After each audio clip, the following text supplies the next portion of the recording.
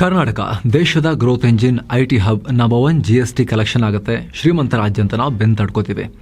ಆದರೆ ಇದೇ ಕರ್ನಾಟಕದ ಒಳಗಡೆ ಇನ್ನೊಂದು ಕರ್ನಾಟಕ ಇದೆ. ಅಲ್ಲಿ ಮೆಟ್ರೋ ಇಲ್ಲ, IT ಪಾರ್ಕ್ಗಳಿಲ್ಲ. ಅಷ್ಟೇ ಯಾಕೆ, ಕುಡಿಯೋಕೆ ನೀರು, ಕಲಿಯೋಕೆ ಸರಿಯಾದ ಶಾಲೆ ಕೂಡ ಇಲ್ಲ.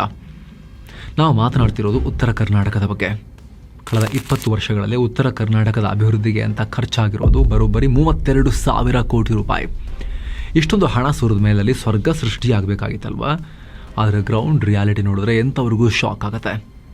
ಅಭಿವೃದ್ಧಿ ಆಗೋ ಬದಲು ಉತ್ತರ ಕರ್ನಾಟಕದಲ್ಲಿ ಹಿಂದುಳಿದ ತಾಲೂಕುಗಳ ಸಂಖ್ಯೆ ಜಾಸ್ತಿ ಆಗಿದೆ. ನಾವು ಹೇಳ್ತಿಲ್ಲ, ರಾಜ್ಯ ಸರ್ಕಾರ ನೇಮಿಸಿದ್ದ ಹೈ ಪವರ್ ಕಮಿಟಿ ಕೊಟ್ಟಿರೋ ಲೇಟೆಸ್ಟ್ ರಿಪೋರ್ಟ್ ಹೇಳ್ತಾ ಇದೆ. ಹಾಗಿದ್ರೆ ದುಡ್ಡು ಸುರಿದ್ರೂ ಊರು ಉದ್ಧಾರ ಆಗಿಲ್ಲ ಅಂದರೆ 32,000 ಕೋಟಿ ಯಾವ ದಟ್ಟ ದರಿದ್ರ ಭ್ರಷ್ಟ ಕುಳಗಳ ಹೊಟ್ಟೆಯನ್ನು ತುಂಬಿಸ್ತು? ಉತ್ತರ ಕರ್ನಾಟಕ ನಿಜಕ್ಕೂ ಶಾಪಗ್ರಸ್ತನ ಅಥವಾ ವ್ಯವಸ್ಥೆಯೇ ಅದನ್ನು ತುಳಿತಾ ಇದೆಯಾ? ಬನ್ನಿ ಇವತ್ತಿನ ವಿಡಿಯೋದಲ್ಲಿ ಈ ಶಾಕಿಂಗ್ ರಿಪೋರ್ಟ್ನ ಎಳೆ ಎಳೆಯಾಗಿ ನಾವು ಬಿಚ್ಚಿಡ್ತಾ ಹೋಗ್ತೀವಿ. ಮಸ್ತ್ ಮಗ ಚಾನಲ್ಗೆ ಸ್ವಾಗತ. ನಾನು ಅಮರ್ ಪ್ರಸಾದ್. ಕೋಟಿ ಸುರಿದ್ರೂ ಹೆಚ್ಚಾಯಿತು ಬಡತನ. ಸಾಮಾನ್ಯವಾಗಿ ಒಂದು ರೋಗಕ್ಕೆ ಮದ್ದು ಹಾಕಿದ್ರೆ ರೋಗ ಕಮ್ಮಿ ಆಗಬೇಕು. ಆದರೆ ನಮ್ಮ ರಾಜ್ಯದ ಪ್ರಾದೇಶಿಕ ಅಸಮತೋಲನ ಅನ್ನೋ ರೋಗಕ್ಕೆ ಮದ್ದು ಹಾಕದಷ್ಟು ಉಲ್ಬಣ ಆಗ್ತಾ ಇದೆ. ನಾವು ಹೇಳ್ತಿರೋದಲ್ಲ, ಇದು ರಾಜ್ಯ ಸರ್ಕಾರಕ್ಕೆ ಸಲ್ಲಿಕೆಯಾಗಿರೋ ಲೇಟೆಸ್ಟ್ ರಿಪೋರ್ಟ್. ಒಂದು ಚಿಕ್ಕ ಫ್ಲ್ಯಾಶ್ ಬ್ಯಾಕ್ಗೆ ಹೋಗಬೇಕು ನಾವು ಮೊದಲು. ವರ್ಷ 2002 ಅಂದಿನ ಸರ್ಕಾರಕ್ಕೆ ಡಾಕ್ಟರ್ DM ನಂಜುಂಡಪ್ಪ ಸಮಿತಿ ಒಂದು ರಿಪೋರ್ಟ್ ಕೊಡ್ತು. ಆಗ ಕರ್ನಾಟಕದಲ್ಲಿ 175 ತಾಲೂಕುಗಳಿದ್ವು. ಅದರಲ್ಲಿ 114 ತಾಲೂಕುಗಳು ಹಿಂದುಳಿದಿದ್ವು. ಇದನ್ನು ಸರಿ ಮಾಡೋಕೆ ಅಂದಿನ ಸರ್ಕಾರಗಳು ಸಾವಿರಾರು ಕೋಟಿ ರೂಪಾಯಿನ ಪ್ಯಾಕೇಜ್ ಘೋಷಣೆ ಮಾಡಿದ್ವು. ಈಗ ಸೀನ್ ಕಟ್ ಮಾಡಿದ್ರೆ 2026 ಈಗ ಬಂದಿರೋದು ಪ್ರೊಫೆಸರ್ ಗೋವಿಂದ ರಾವ್ ವರದಿಯ ಸರದಿ. ನಂಬರ್ಸ್ ನೋಡಿ ಎಲ್ಲರೂ ಬೆಚ್ಚಿ ಬಿದ್ದಿದ್ದಾರೆ. 2002ರಲ್ಲಿ 114 ಹಿಂದುಳಿದ ತಾಲೂಕುಗಳಿದ್ದರೆ 2026ರಲ್ಲಿ ಆ ತಾಲೂಕುಗಳ ಸಂಖ್ಯೆ 177ಕ್ಕೆ ಏರಿಕೆಯಾಗಿದೆ. ಅಫ್ಕೋರ್ಸ್ ನೀವೇ ಕೇಳ್ಬೋದು, ಸರ್ ಜನಸಂಖ್ಯೆ ಜಾಸ್ತಿ ಆಗಿದೆ, ತಾಲೂಕುಗಳ ಸಂಖ್ಯೆ ಕೂಡ ಜಾಸ್ತಿ ಆಗಿದೆಯಲ್ವಾ ಅಂತ. ಆದರೆ ತಾಲೂಕುಗಳು 175ರಿಂದ 236ಕ್ಕೆ ಏರಿಕೆಯಾಗಿದ್ದಾವೆ ಅಷ್ಟೇ. ಪರ್ಸೆಂಟೇಜ್ ಲೆಕ್ಕ ಹಾಕಿ ನೋಡಿ. ನಂಜುಂಡಪ್ಪ ಅವರ ರಿಪೋರ್ಟ್ ಕಾಲದಲ್ಲಿ 65% ತಾಲೂಕುಗಳು ಹಿಂದುಳಿದಿದ್ವು. ಆದ್ರೀಗ ಗೋವಿಂದ ರಾವ್ ಅವರ ವರದಿ ಪ್ರಕಾರ ರಾಜ್ಯದ 75% ತಾಲೂಕುಗಳು, 75% ತಾಲೂಕುಗಳ ಒಂದು ಸ್ಟೇಟ್, ಅದು ಪ್ರೋಗ್ರೆಸಿವ್ ಸ್ಟೇಟ್ ಅಂತ ಕರೆಸ್ಕೊಳ್ಳೋ ಕರ್ನಾಟಕದ್ದು, ಹಿಂದುಳಿದ ತಾಲೂಕುಗಳ ಪಟ್ಟಿಗೆ ಸೇರಿವೆ. ಅಂದರೆ ನಾವು ಮುಂದೆ ಹೋಗೋ ಬದಲು ರಿವರ್ಸ್ ಗೇರ್ ಹಾಕೊಂಡಿದ್ದೀವಿ ಅಂತ ಅರ್ಥ. ಸ್ನೇಹಿತರೆ, ಗೋವಿಂದ ರಾವ್ ಸಮಿತಿ ರಾಜ್ಯದ ತಾಲೂಕುಗಳನ್ನು 4 ಭಾಗ ಮಾಡಿದೆ. ಒಂದು ಡೆವಲಪ್ಡ್, ಅಭಿವೃದ್ಧಿ ಹೊಂದಿದ 59 ತಾಲೂಕುಗಳು. ಎರಡನೇದು ಬ್ಯಾಕ್ವರ್ಡ್, 59 ಹಿಂದುಳಿದ ತಾಲೂಕುಗಳು. ಮೂರನೇದು ಮೋರ್ ಬ್ಯಾಕ್ವರ್ಡ್, ಹೆಚ್ಚು ಹಿಂದುಳಿದ 59 ತಾಲೂಕುಗಳು. ನೆಕ್ಸ್ಟ್ ಮೋಸ್ಟ್ ಬ್ಯಾಕ್ವರ್ಡ್, ಅತ್ಯಂತ ಹಿಂದುಳಿದ 59 ತಾಲೂಕುಗಳು. ಅಂದರೆ ಸ್ನೇಹಿತರೆ, ಒಟ್ಟು 177 ತಾಲೂಕುಗಳು ರೆಡ್ ಝೋನ್ನಲ್ಲಿವೆ. ಅಂದರೆ ಕಳೆದ 24 ವರ್ಷದಲ್ಲಿ ನಾವು 63 ಹೊಸ ತಾಲೂಕುಗಳನ್ನು ಬಡತನದ ಪಟ್ಟಿಗೆ ಸೇರಿಸಿದ್ದೀವಿ. ಇದು ನಿಜಕ್ಕೂ ಡೆವಲಪ್ಮೆಂಟ್ ಮಾದರಿನ ಅಥವಾ ಫೇಲ್ಯೂರ್ನ ಮಾದರಿನ? ಬೆಳಗಾವಿ ಟು ಬೆಂಗಳೂರು, ಉತ್ತರ ದಕ್ಷಿಣ ಕಂದಕ. ಈ ವರದಿ ಏನೊಂದು ಡೇಂಜರಸ್ ಸತ್ಯ ಇರೋದು ಜಿಯೋಗ್ರಫಿಯಲ್ಲಿ. ಕರ್ನಾಟಕ ಮ್ಯಾಪ್ನೊಮ್ಮೆ ಗಮನ ಕೊಟ್ಟು ನೋಡಿ. ಅಭಿವೃದ್ಧಿ ಅನ್ನೋದು ಕೇವಲ ದಕ್ಷಿಣಕ್ಕೆ ಮಾತ್ರ ಸೀಮಿತ ಆಗಿದೆಯೋ ಅನ್ನೋ ಅನುಮಾನ ಬರುತ್ತೆ. ರಿಪೋರ್ಟ್ ಪ್ರಕಾರ ಅತ್ಯಂತ ಹಿಂದುಳಿದ ಈ 59 ತಾಲೂಕುಗಳೇನಿದ್ದಾವೆ ಅವು ಇಲ್ಲಿವೆ ಗೊತ್ತಾ? 59 ತಾಲೂಕುಗಳ ಪೈಕಿ 39 ತಾಲೂಕುಗಳಿರೋದು ಕೇವಲ ಕಲಬುರಗಿ ವಿಭಾಗದಲ್ಲಿ, ಒಂದು ಡಿವಿಷನ್ನಲ್ಲಿ. ಇನ್ನುಳಿದ 20 ತಾಲೂಕಿರೋದು ಬೆಳಗಾವಿ ವಿಭಾಗದಲ್ಲಿ. ಹಾಗಿದ್ರೆ ದಕ್ಷಿಣ ಕರ್ನಾಟಕದ ಕಥೆ ಏನು? ಬೆಂಗಳೂರು ಮತ್ತು ಮೈಸೂರು ವಿಭಾಗದಲ್ಲಿ ಮೋಸ್ಟ್ ಬ್ಯಾಕ್ವರ್ಡ್ ಅಥವಾ ಅತ್ಯಂತ ಹಿಂದುಳಿದ ತಾಲೂಕುಗಳ ಸಂಖ್ಯೆ ಎಷ್ಟು ಗೊತ್ತಾ? 0. ಒಂದೇ ಒಂದು ತಾಲೂಕು ಕೂಡ ಈ ಕ್ಯಾಟಗರಿಗೆ ಸೇರಲ್ಲ. ಅಂದರೆ ಉತ್ತರ ಕರ್ನಾಟಕದ ಜನ ದಿನನಿತ್ಯದ ಬದುಕಿಗೆ ಹೋರಾಡ್ತಿದ್ರೆ ದಕ್ಷಿಣ ಕರ್ನಾಟಕದ ತಾಲೂಕುಗಳು ಆರಾಮಾಗಿವೆ ಅಂತ ಈ ರಿಪೋರ್ಟ್ ಹೇಳ್ತಿದೆ. ಅವ್ರಿಗೆ ಕಂಪೇರ್ ಮಾಡಿದ್ರೆ ಬರೀ ನಂಬರ್ ಅಲ್ಲ, ಇದು ಅಸಮಾನತೆಯ ಪರಮಾವಧಿ. ಇಲ್ಲಿ ಇನ್ನೊಂದು ಇಂಟ್ರೆಸ್ಟಿಂಗ್ ಡೇಟಾ ಇದೆ. NDDP ಅಥವಾ ಜಿಲ್ಲಾ ಆದಾಯದ, ಡಿಸ್ಟ್ರಿಕ್ಟ್ ಇನ್ಕಮ್ನ ಲೆಕ್ಕಾಚಾರ ನೋಡಿದ್ರೆ ರಾಜ್ಯದ ಸರಾಸರಿ ಆದಾಯಕ್ಕಿಂತ, ಅಂದರೆ ಸ್ಟೇಟ್ ಆವರೇಜ್ಗಿಂತ ಹೆಚ್ಚು ಆದಾಯ ಇರೋದು ಕೇವಲ 6 ಜಿಲ್ಲೆಗಳಲ್ಲಿ ಮಾತ್ರ. ಯಾವ ಆ ಜಿಲ್ಲೆಗಳು? ಬೆಂಗಳೂರು ಅರ್ಬನ್, ದಕ್ಷಿಣ ಕನ್ನಡ, ಚಿಕ್ಕಮಗಳೂರು. ಉಳಿದ 25 ಜಿಲ್ಲೆಗಳು ರಾಜ್ಯದ ಸರಾಸರಿ ಆದಾಯವನ್ನು ಮುಟ್ಟೋಕೆ ಆಗಿಲ್ಲ. ಅದರಲ್ಲಿ ಯಾದಗಿರಿ, ವಿಜಯನಗರ, ಕೊಪ್ಪಳದಂತಹ ಜಿಲ್ಲೆಗಳು ಪಟ್ಟಿಯ ತೀರಾ ಕೆಳಗಿವೆ. ಒಂದೇ ರಾಜ್ಯದಲ್ಲಿ 2 ದೇಶಗಳಿರೋ ಥರ ಫೀಲ್ ಆಗ್ತಾ ಇದೆ. ಬೆಂಗಳೂರಿಗೊಂದು, ಯಾದಗಿರಿಗೊಂದು. ಈ ಅಸಮಾನತೆ ಯಾವ ಲೆವೆಲ್ಗಿದೆ ಅಂತ ಅರ್ಥ ಮಾಡ್ಕೊಳ್ಳೋಕೆ ಒಂದು ಸಿಂಪಲ್ ಎಕ್ಸಾಂಪಲ್ ಕೊಡ್ತೀವಿ ಕೇಳಿ. ಇದನ್ನು ಆರ್ಥಿಕ ಪರಿಭಾಷೆಯಲ್ಲಿ net district domestic product, NDDP ಅಂತಾರೆ. ಅಂದರೆ ಸರಳವಾಗಿ ಒಬ್ಬ ಮನುಷ್ಯನ ತಲಾ ಆದಾಯ ಅಂತ ತಿಳ್ಕೊಳ್ಳಿ. ಬೆಂಗಳೂರು ಅರ್ಬನ್ ಜಿಲ್ಲೆಯಲ್ಲಿ ಒಬ್ಬ ವ್ಯಕ್ತಿಯ ತಲಾ ಆದಾಯ ಸುಮಾರು 7.4 ಲಕ್ಷ ರೂಪಾಯಿ ಇದ್ದರೆ ಯಾದಗಿರಿ ಜಿಲ್ಲೆಯಲ್ಲಿ ಎಷ್ಟಿದೆ ಗೊತ್ತಾ? 1.4ರಿಂದ 1.5 ಲಕ್ಷ ರೂಪಾಯಿ ವರ್ಷಕ್ಕೆ. ಅಂದರೆ ಬೆಂಗಳೂರಿನವರು 1 ರೂಪಾಯಿ ದುಡಿಯುವಷ್ಟರಲ್ಲಿ ಯಾದಗಿರಿಯವರು ಇನ್ನೂ 20 ಪೈಸೆನೂ ದುಡಿತಾ ಇಲ್ಲ. 5 ಪಟ್ಟು ವ್ಯತ್ಯಾಸ. ಒಂದೇ ರಾಜ್ಯದಲ್ಲಿ ಇಷ್ಟು ದೊಡ್ಡ ಕಂದಕ. ರಾಜ್ಯವನ್ನು ಸಮಗ್ರ ಅಭಿವೃದ್ಧಿ ಹೊಂದಿದ ರಾಜ್ಯ ಅಂತ ಕರೆಯೋಕ್ಕೆ ಹೆಂಗಾಗುತ್ತೆ ಹಿಂಗಿದ್ರೆ? ಕರ್ನಾಟಕ ಅಂದರೆ ಬರೀ ಬೆಂಗಳೂರು ಮಾತ್ರ ಅಲ್ಲ. ಆದರೆ ನಮ್ಮ ಎಲ್ಲ ಪಾಲಿಸಿ, ನಮ್ಮ ಎಲ್ಲ ಫೋಕಸ್ ಬರೀ ಬೆಂಗಳೂರು ಸುತ್ತಮುತ್ತಲೇ ಇದೆ. ಅದು ಈ ರಿಪೋರ್ಟ್ನಿಂದ ಇನ್ನಷ್ಟು ಬಲವಾಗುತ್ತೆ ಈ ಥಿಯರಿ. 32,000 ಕೋಟಿ ರೂಪಾಯಿ ಎಲ್ಲಿ ಹೋಯ್ತು? $1 ಮಿಲಿಯನ್ ಕ್ವಶನ್. ಸರ್ಕಾರ ದುಡ್ಡೇ ಖರ್ಚು ಮಾಡಲಿಲ್ವಾ? ಲೆಕ್ಕದಲ್ಲಿ ನೋಡ್ರೆ ಖರ್ಚಾಗಿದೆ. ನಂಜುಂಡಪ್ಪ ವರದಿ ಜಾರಿಗೆ ಬಂದಾಗಿನಿಂದ 2022-23ರವರೆಗೂ ಆಗಿರೋ ಖರ್ಚಿನ ಲೆಕ್ಕ ಹೇಳ್ತೀವಿ ಕೇಳಿ. ಸರ್ಕಾರ ಹಂಚಿಕೆ ಮಾಡಿದ್ದು 43,453 ಕೋಟಿ ರೂಪಾಯಿ ಇಲ್ಲಿವರೆಗೆ. ಬಿಡುಗಡೆಯಾಗಿದ್ದು 35,380 ಕೋಟಿ ರೂಪಾಯಿ. ಖರ್ಚು ಆಗಿದೆ ಎಷ್ಟು? 32,610 ಕೋಟಿ ರೂಪಾಯಿ. ಎಲ್ಲೋಯ್ತು ದುಡ್ಡು? ಅಭಿವೃದ್ಧಿ ಯಾಕಾಗಿಲ್ಲ? ಇದಕ್ಕೆ ಗೋವಿಂದ ರಾವ್ ಕಮಿಟಿ ಕೊಟ್ಟಿರೋ ಕಾರಣ ತುಂಬ ಇಂಟ್ರೆಸ್ಟಿಂಗ್ ಆಗಿದೆ. Reason number 1, district level masking, ಜಿಲ್ಲಾ ಮಟ್ಟದ ಕಣ್ಮರೆ. ನಂಜುಂಡಪ್ಪ ವರದಿ ಹೇಳಿದ್ದು ತಾಲೂಕು ಮಟ್ಟದಲ್ಲಿ ಅಭಿವೃದ್ಧಿ ಮಾಡಿ ಅಂತ. ಆದರೆ ಸರ್ಕಾರಗಳು ಮಾಡಿದ್ದೇನು? ದುಡ್ಡನ್ನು ಜಿಲ್ಲಾ ಕೇಂದ್ರಗಳಲ್ಲಿ ಖರ್ಚು ಮಾಡಿದ್ದಾರೆ.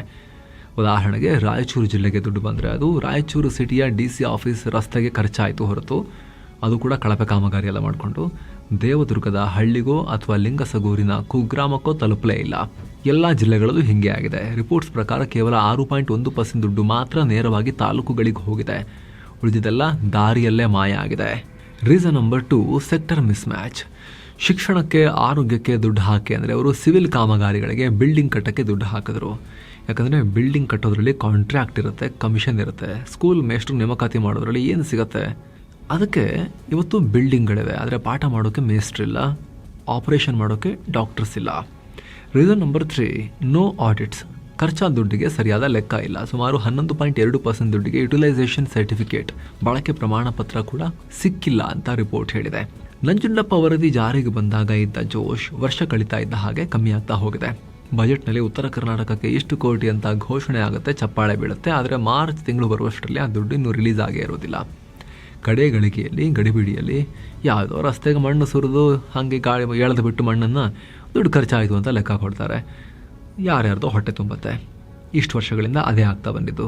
ರಿಪೀಟ್ ಆಯ್ಕೆ ಆಗ್ತಾ ಬಂದಿರೋ ರಾಜಕಾರಣಿಗಳು ಸ್ವಲ್ಪ ಚೂರಾದರೂ ಕೂಡ ಶೇಮ್ ಫೀಲ್ ಮಾಡ್ಕೋಬೇಕು ವಿಚಾರದಲ್ಲಿ. ಆನ್ಸರ್ ಮಾಡಬೇಕು ಜನರಿಗೆ ಆ ಭಾಗದಲ್ಲಿ. ಬೋರ್ಡ್ಗಳು ಬಂದ್, ಮಲೆನಾಡು ಬಯಲು ಸೀಮೆಗೆ ಬೀಗ.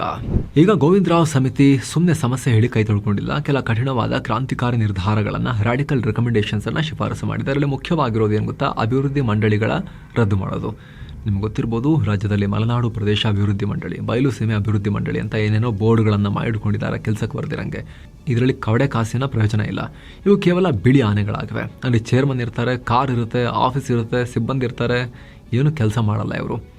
ಹಾಗಾಗಿ KKRDB, ಕಲ್ಯಾಣ ಕರ್ನಾಟಕ ಮಂಡಳಿ, ಅದನ್ನು ಬಿಟ್ಟು ಉಳಿದಿದ್ದೆಲ್ಲ ಬೋರ್ಡ್ಗಳನ್ನು ಬಂದ್ ಮಾಡಿ ಬಿಸಾಕಿ ಅಂತ ಈ ಸಮಿತಿ ರಿಪೋರ್ಟ್ ಕೊಟ್ಟಿದೆ. ಹಾಗಿದ್ರೆ KKRDB, Kalyana Karnataka regional development board, ಇದು ಯಾಕೆ ಉಳಿಬೇಕು? ಯಾಕಂದರೆ ಅದಕ್ಕೆ ಸಂವಿಧಾನದ 371J ರಕ್ಷಣೆ ಇದೆ. ಅದನ್ನು ರದ್ದು ಮಾಡೋಕ್ಕೆ ಆಗಲ್ಲ. ಆದರೆ KKRDB ಕೂಡ ಸರಿಯಾಗಿ ಕೆಲಸ ಮಾಡ್ತಿಲ್ಲ ಅಂತ ವರದಿ ಚಾಟಿ ಬೀಸಿದೆ. ಸುಮ್ಮನೆ ಆ್ಯಡ್ ಹಾಕ್ ಆಗಿ ಕೆಲಸ ಮಾಡಬೇಡಿ. ಅಂದರೆ ಸುಮ್ಮನೆ ಏನೋ ಒಂದದೇ ಲಾಸ್ಟ್ ಮೂಮೆಂಟಿಗೆ ಖರ್ಚು ಮಾಡಬೇಕಲ್ಲ ಅಂತ ಮಣ್ಣು ಎಳೆಯೋದು, ಸುಮ್ಮನೆ ಒಂದು ಪ್ಯಾಚ್ ವರ್ಕ್ ಮಾಡೋದು, ಸರಿರೋ ರೋಡ್ನ ಆಗದು ಹಾಕಿ ಮತ್ತೆ ಮಾಡೋದು ಅಂತ ಕೆಲಸ ಎಲ್ಲ ಮಾಡಬೇಡಿ. ಸೋಷಿಯಲ್ ಕಾಸ್ಟ್ ಬೆನಿಫಿಟ್ ಅದನ್ನು ನೋಡಿ ಪ್ರಾಜೆಕ್ಟ್ ಮಾಡಿ ಅಂತ ಹೇಳಿ ವಾರ್ನಿಂಗ್ ಕೊಟ್ಟಿದೆ. 371J ಇದ್ರೂ ಉದ್ಧಾರ ಆಗ್ತಿಲ್ವಾ ಕಲ್ಯಾಣ ಕರ್ನಾಟಕ? ಸ್ನೇಹಿತರೆ, ಹೈದರಾಬಾದ್ ಕರ್ನಾಟಕಕ್ಕೆ ಕಲ್ಯಾಣ ಕರ್ನಾಟಕ ಅಂತ ಕರೆದ್ವಿ, ಹೆಸರು ಚೇಂಜ್ ಮಾಡಿದ್ವಿ. ನಾವು ಕರೆಯೋದನ್ನ ಸಂವಿಧಾನ ತಿದ್ದುಪಡಿ ಮಾಡಿ 371J ಅಂತ ಸ್ಪೆಷಲ್ ಸ್ಟ್ಯಾಟಸ್ ಕೊಟ್ವಿ, ರಿಸರ್ವೇಷನ್ ಕೊಟ್ವಿ, ಎಕ್ಸ್ಟ್ರಾ ಫಂಡ್ಸ್ ಕೊಟ್ವಿ. ಆದರೂ ಈ ಭಾಗದ ಒಂದೇ ಒಂದು ತಾಲೂಕು ಕೂಡ ಮೋಸ್ಟ್ ಬ್ಯಾಕ್ವರ್ಡ್ ಲಿಸ್ಟ್ನಿಂದ ಹೊರಗೆ ಬಂದಿಲ್ಲ. ಶಿಕ್ಷಣ ಇರಲಿ, ಆರೋಗ್ಯ ಇರಲಿ ಅಥವಾ ಕೈಗಾರಿಕೆ ಇರಲಿ, ಎಲ್ಲದರಲ್ಲೂ ಈ ಭಾಗ ಹಿಂದೆ ಬಿದ್ದಿದೆ. ಕಲಬುರಗಿ ವಿಭಾಗದಲ್ಲಿ ಅತಿ ಹೆಚ್ಚು most backward ತಾಲೂಕುಗಳಿದ್ದಾವೆ.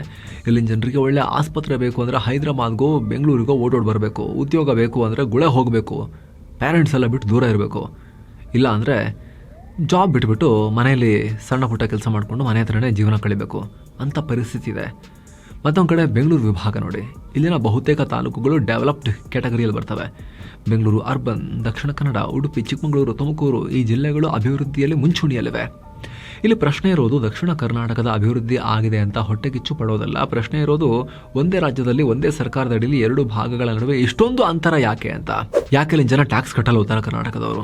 Okay, income tax ಕಟ್ಟೋದು ಸ್ವಲ್ಪ ಪ್ರಮಾಣ ಕಮ್ಮಿ ಇರ್ಬೋದೇನೋ, ಆದರೆ GST ಮೂಲಕ ಇಂಡೈರೆಕ್ಟ್ ಟ್ಯಾಕ್ಸಸ್ ಅನ್ನು ಕಟ್ಟೇ ಕಟ್ತಾರಲ್ಲ. ಪೆಟ್ರೋಲ್ ಡೀಸೆಲ್ ಹಾಕೊಂಡಾಗ ಟ್ಯಾಕ್ಸ್ ಕಟ್ತಾರಲ್ಲ ಎಕ್ಸೈಸ್ ಡ್ಯೂಟಿ ಮೂಲಕ. ವೋಟ್ ಕೂಡ ಅವ್ರು ಹಾಕ್ತಾರಲ್ವಾ, ಈಕ್ವಲ್ ರೈಟ್ಸ್ ಅವ್ರಿಗೂ ಇದೆಯಲ್ವಾ. ಸಮಸ್ಯೆ ಇರೋದು ಹಣದಲ್ಲಿ ಅಲ್ಲ, ಬಳಕೆ ಆಗೋ ರೀತಿಯಲ್ಲಿ ಸ್ನೇಹಿತರೆ. ಮುಂದೇನು 44,000 ಕೋಟಿ ರೂಪಾಯಿನ ಬ್ಲೂ ಪ್ರಿಂಟ್ ಇಲ್ಲಿದೆ. ಎಸ್, 2026ರಿಂದ 2031ರವರೆಗೆ 5 ಇಯರ್ಸ್ ಸರ್ಕಾರ ಏನು ಮಾಡಬೇಕು ಅನ್ನೋದಕ್ಕೆ ಬ್ಲೂ ಪ್ರಿಂಟನ್ನು ಈ ಕಮಿಟಿ ಕೊಟ್ಟಿದೆ. 43,914 ಕೋಟಿ ರೂಪಾಯಿ ಪ್ಯಾಕೇಜ್ ಕೊಡಬೇಕು ಅಂತ. ಈ ದುಡ್ಡು ಎಲ್ಲೆಲ್ಲಿ ಹೋಗಬೇಕು ಅಂತ ಪಿನ್ ಟು ಪಿನ್ ಲೆಕ್ಕ ಕೊಟ್ಟಿದ್ದಾರೆ. ಅದರ ಹೈಲೈಟ್ಸ್ ನೀವೀಗ ನೋಡ್ತಾ ಇದ್ದೀರಿ ಸ್ನೇಹಿತರೆ.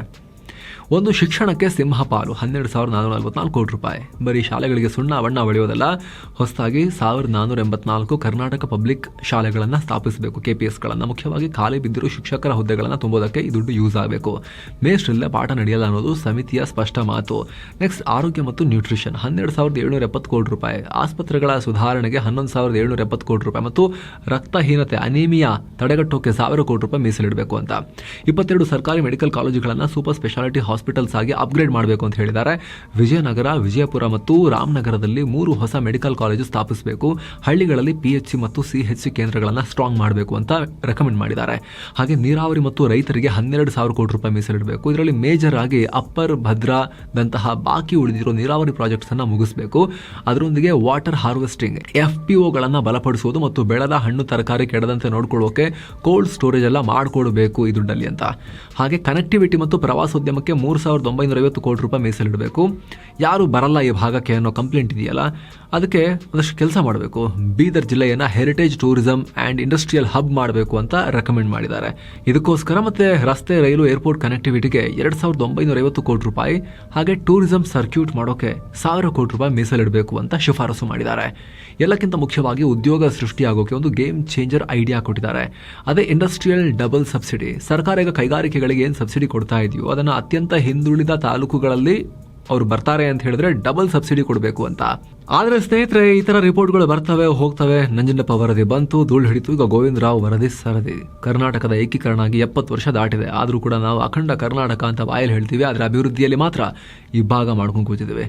ಬೆಂಗಳೂರು ಬೆಳೆಯೋದು ಎಷ್ಟು ಮುಖ್ಯನೋ ಬೆಳಗಾವಿ ಮತ್ತು ಕಲಬುರಗಿ ಬೆಳೆಯೋದು ಕೂಡ ಅಷ್ಟೇ ಮುಖ್ಯ. ರಾಜ್ಯದ ಒಂದು ಕೈ ಬಲವಾಗಿದ್ದು ಇನ್ನೊಂದು ಕೈ ಪ್ಯಾರಲೈಸ್ ಆಗಿದ್ರೆ ಆ ರಾಜ್ಯವನ್ನು ಆರೋಗ್ಯವಂತ ರಾಜ್ಯ ಅನ್ನೋಕೆ ಆಗೋದಿಲ್ಲ. ಈ 44,000 ಕೋಟಿ ರೂಪಾಯಿ ಪ್ಯಾಕೇಜನ್ನು ಸರ್ಕಾರ ಅನೌನ್ಸ್ ಮಾಡಬಹುದು, ಆದರೆ ಇದು ಸರಿಯಾಗಿ ತಾಲೂಕು ಮಟ್ಟಕ್ಕೆ ತಲುಪುತ್ತಾ ಅಥವಾ ಮತ್ತೆ ಅದೇ ಕಾಂಟ್ರಾಕ್ಟರ್ ಕಮಿಷನ್ ದಂಧೆಯಲ್ಲಿ ಕರಗಿ ಹೋಗುತ್ತಾ ಅದನ್ನು ನೋಡಬೇಕು. ಈ ಬಗ್ಗೆ ನಿಮಗೇನನ್ಸುತ್ತೆ? ಉತ್ತರ ಕರ್ನಾಟಕದ ಈ ದುಸ್ಥಿತಿಗೆ ಕಾರಣ ಯಾರು? ಮುಲಾಜಿಲ್ಲದೆ ಕಾಮೆಂಟ್ ಮಾಡಿ ನಿಮ್ಮ ಒಪಿನಿಯನ್ ತಿಳಿಸಿ ಸ್ನೇಹಿತರೆ. ಹಾಗೆ ಈ ವಿಡಿಯೋವನ್ನು ಎಷ್ಟಾಗುತ್ತಷ್ಟು ಜನಕ್ಕೆ ಶೇರ್ ಮಾಡಿ, ಅವ್ರಿಗೆ ಗೊತ್ತಿರಲಿ ಏನು ರಿಪೋರ್ಟ್ ಬಂದಿದೆ, ಅವ್ರ ಹಕ್ಕುಗಳೇನು ಅಂತ ಹೇಳಿ ಜನಕ್ಕೆ. ಹಾಗೆ ಸ್ನೇಹಿತರೆ, ವಿಡಿಯೋ ಕೆಳಗಡೆ ಜಾಯಿನ್ ಬಟನ್ ಇದೆ, ನಿಮಗೆ ಕ್ಲಿಕ್ ಮಾಡೋ ಮೂಲಕ ನೀವು ಕೂಡ ಮಸ್ತ್ ಮಗ ಪ್ರೀಮಿಯಂ ಮೆಂಬರ್ ಆಗ್ಬೋದು. ಆನಂತರ ಎಲ್ಲ ಮೆಂಬರ್ ಓನ್ಲಿ ಕಾಂಟೆಂಟ್ ನೋಡೋಕೆ ಶುರು ಮಾಡ್ಬೋದು. ಜೊತೆಗೆ ನಮ್ಮ ನಿಷ್ಪಕ್ಷಪಾತ ಕೆಲಸಕ್ಕೆ ನೀವು ಬೆಂಬಲ ಕೊಟ್ಟಂತೆ ಕೂಡ ಆಗುತ್ತೆ, ಅದರಿಂದ ಬಲ ಕೊಟ್ಟಂತಾಗುತ್ತೆ ನಮಗೆ. ಆಸಕ್ತರು ಜಾಯಿನ್ ಬಟನ್ ಚೆಕ್ ಮಾಡಿ. ಮತ್ತೆ ಭೇಟಿ ಆಗ್ತಿರೋಣ. ನಮಸ್ಕಾರ ಸ್ನೇಹಿತರೆ.